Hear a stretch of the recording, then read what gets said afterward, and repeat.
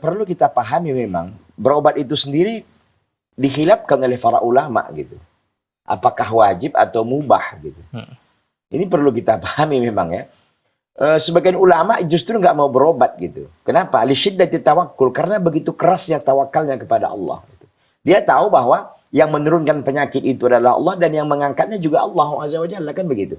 Nah, ketika itu memang sudah terpatri dalam hatinya yang paling dalam bahwasanya Allah lah yang menurunkan penyakit dan Allah juga yang mengangkatnya begitu. Mungkin dengan banyak doanya, dengan kuat tawakalnya, ya, sehingga dia mampu melewati situasi dan kondisi yang kita katakan kritis lah begitu kan, situasi dan kondisi yang menyulitkannya, dia bertahan di situ nggak ada masalah pada ikatnya selama dia mampu. Tapi pintu untuk ikhtiar itu sebenarnya terbuka juga gitu, boleh aja. Dan bahkan ada perintah dalam hadis Nabi SAW dikatakan tadawau, berobatlah kalian.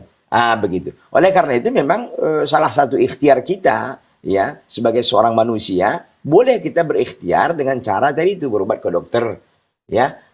Tapi kalau memang nggak mau berobat juga dia, mungkin tadi ya karena mungkin takut terpapar lah apa segala macam, tapi dia tetap tawakal kepada Allah, tak ada masalah. Mudah-mudahan Allah SWT akan semakin banyak memberikan dia pahala, dan penyakit itu kita tahu kalau kita sabar menjalaninya itu sebagai penebus daripada dosa dan kesalahan-kesalahan yang pernah kita lakukan.